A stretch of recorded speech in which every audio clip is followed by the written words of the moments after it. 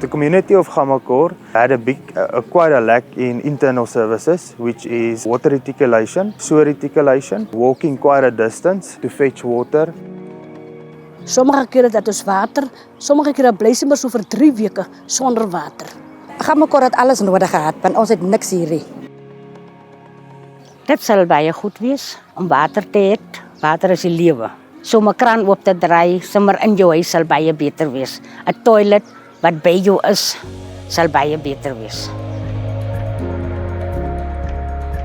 Our scope of works is water, sewer and gravel roads, V-drains for the stormwater, and then future development will be electricity, RDP houses.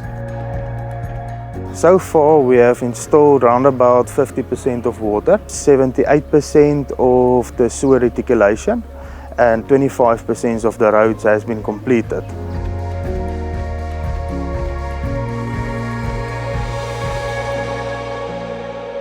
GIC het baie mense se lewensomstandighede kom verander met die Gamakor projek.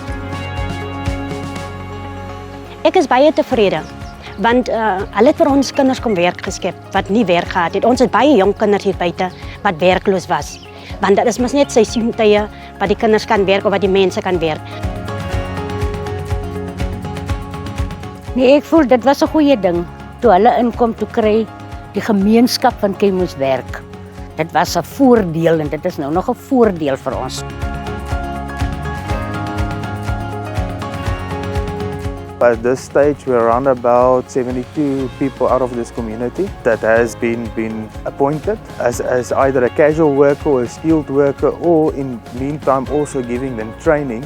I think for this time being, it's about a year project, and they will be fully employed for a year and receive a salary for a year.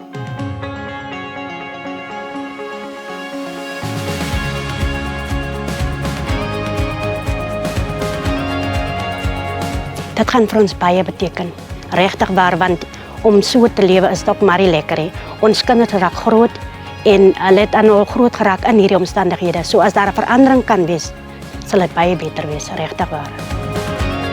Ons waardeer dit want iets gebeur nou in Gamakor en dis waarvoor ons so dankbaar is.